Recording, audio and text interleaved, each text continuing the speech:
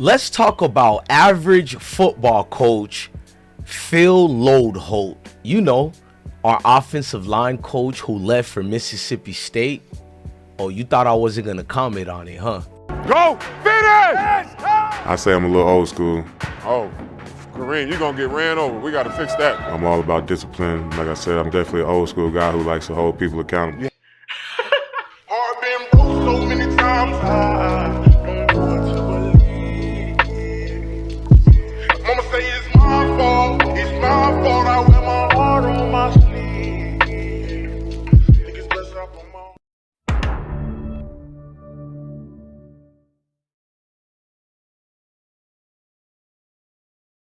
Now, I wasn't really upset that we're losing Phil Loadholt. To me, he made no real adjustments. His players didn't really improve, to say the least. We can be honest about Colorado's offensive line. That's what I'm going to do on this video here. No ifs and buts about it. Now, who I was upset that was leaving was no other than Vincent Dancy, or defensive line, really a defensive end coach and assistant coach and a top shell type of recruiter out here. Now, when news got out that Phil Loadholt and Dancy were leaving, I just thought to myself, who gives a damn about the offensive line coach leaving? He was part of the problem, ladies and gentlemen. We can make excuses for it all we want, but there were no real improvement, at least improvement for a team that wants to win a championship one day, if we're telling ourselves the truth. Bro, we were so bad that anytime if they had like one good assignment of blocking and they did well out of 100 missed assignments, dudes would clap it up and talk about, wow, they're improving. And it was hurting me to not be able to look at these people and go off. But then I did go off because I couldn't take it anymore. Even the games we won, I'm looking at the line like, protect your quarterback. Protect your quarterback so your skilled players can get the ball. Not having to be down by 20 points at halftime and we have to be Cinderella trying to come back again. All right, Dad. I appreciate y'all taking the extra reps, everybody doing what they got to do. So I've got a chance to work with some really good offensive line coaches and pick up, a lot from them. Also do my own thing as well and add some of my stuff to it as well. Don't turn, Lil! Reg, you shouldn't be on your toes, Now, I liked Phil as an NFL player. He seems like a good guy. This is not a personal attack or anything like that. I like his NFL contributions. And I think in college, he got overwhelmed for that type of high of a position at the young age of 38 years old. Look, man, Shador has led in sacks for almost 2 years in a row, ladies and gentlemen. No quarterback should be getting hit that much. And when you bring this guy, Phil, to do improvements and you barely even do a 10% improvement, now you people could clap it up for 10% improvement, but being better than garbage while still being garbage is considered trash, ladies and gentlemen. Have we forgot that? I'm looking at a lot of bloggers and a lot of people when this news first came out. They were like, man, we're losing an incredible coach. I seen Vincent's face in it. So I'm thinking, okay, Vincent makes sense for us to be in the hoopla. Losing Vincent would have been an ordeal of pain. And it was. We lost him to Mississippi State. But the fact that Mississippi State was able to take a Phil, I wasn't offended at all. I was offended by people acting as if we didn't really get rid of him, or he was about to resign anyways because the pressure that was out there, or maybe Prime would have kept him. Nonetheless, he was a below average coach, if we're being very honest about the situation. In the pocket. We need to be looking at our offensive line and be wondering, like, who are those guys? Because they're out there setting the tone, being fit. Now, with his departure, what that also tells me, I started just thinking and pondering into hypothesis. Remember, it's a hypothesis, ladies and gentlemen. Could it be that Phil and Vincent left because Deion Sanders might really be leaving and gave them a heads up? I don't know. But if that was the case, Warren Sapp could have left too. I don't know. Maybe Warren Sapp wanted to stay because he's building.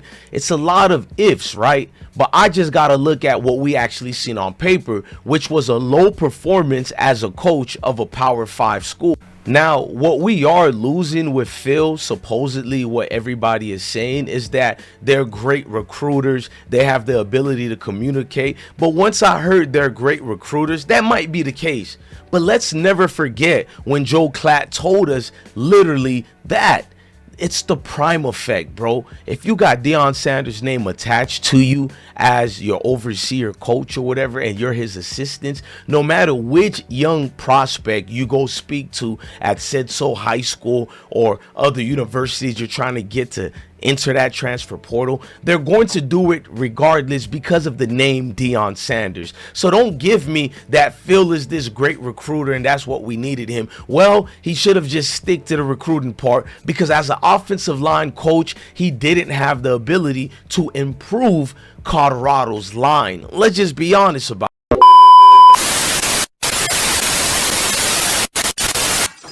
We'll be right back after this commercial break. Hey, I've been on drugs. I've been through hell. You know what I'm saying? I did most of the movies on cocaine. All About the Benjamins. I used to sit in Ice Cube's trailer in the morning and be crying, tears. He like, Mike, wipe your face, man. You a king, nigga. Stop doing this shit to yourself. I'm sitting there wiping myself because I was I had survivor's remorse.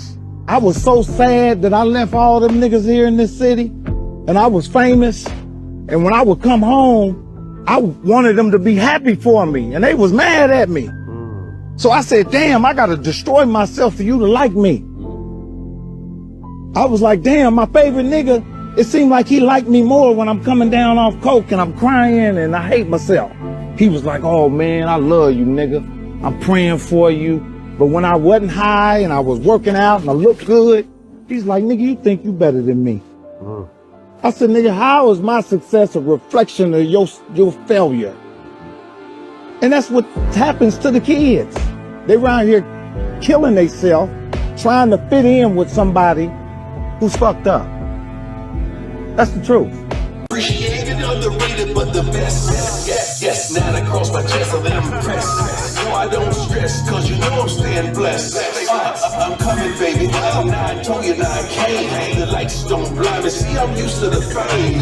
Prime, been prime, I'm before my time. 7-figure hitter, way back since 89. Been good to me.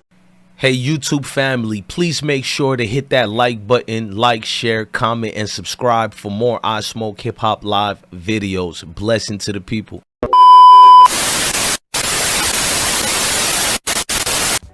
I was quite embarrassed almost every game, including the 9 games that we won.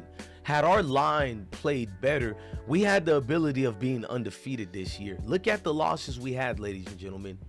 We lost to Nebraska, a team that we already dismantled a year previously, and a Nebraska team that lost by over 50 points, I think, to Indiana. Like, come on, guys.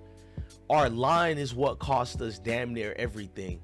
To lose Phil was no spill in my eyes. The only reason I didn't make this video was because I was fighting for survival. I was sick for half of the entire 2025. You know what I mean? To receive news that Phil was leaving us, I didn't really care. It was looking at a coach who showed, although he's a good character guy, but coaching wise, he did not have the ability to make these changes that we needed. He just didn't. He didn't at all. There was no question.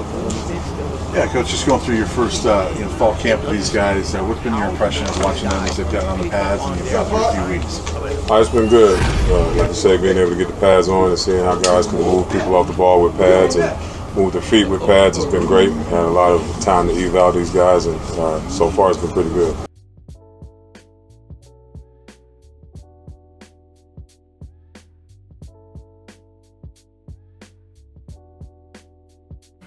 In all honesty, if we didn't have the great hearts that we had as a collective of a football team, if we didn't have those skilled players, those great defense that improved. Yeah, look, I can't even begin to argue about our defense. After the first 2 games, we improved significantly, bruh. So at the end of the day, I seen improvement all throughout the team except for the offensive line.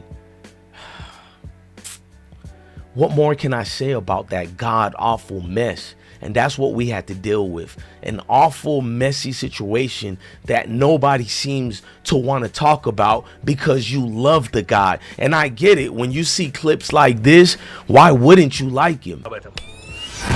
Accountable. When we coach something up to you, all right, we expect to see a change. I mean, I just love everything about the game, being able to come out, compete, helping develop these young men, helping them achieve their goals and get to where they want to be.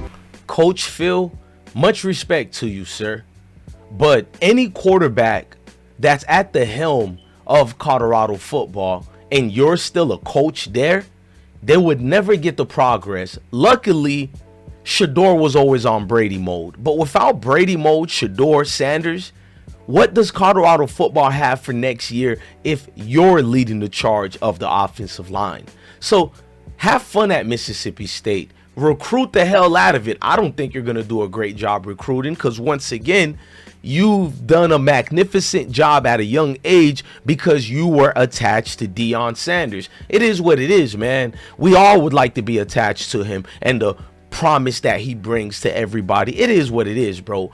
Look, I got nothing against you, Coach Phil, but at the end of the day, you were a below average coach, and we need better coaching for our offensive linemen. We got better in size, we got better in experience, and we still didn't improve. That told me everything I needed to know. The players are at fault as well. Accountability is the best ability, but you can't get me to not look at the coaches and say, wow, he really didn't get them to pick up on their assignments. So it means you're not a good coach in my eyes, at least not for Colorado football. Maybe for Mississippi State, maybe they like below average talent, but over here in Boulder, we don't got time to be the Cinderella story anymore. We done come up.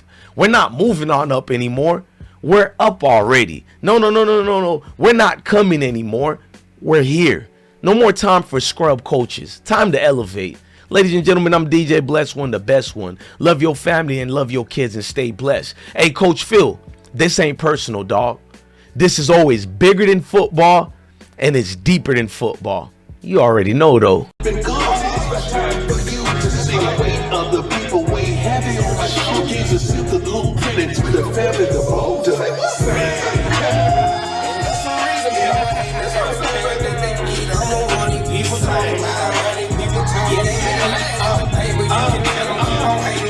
One foot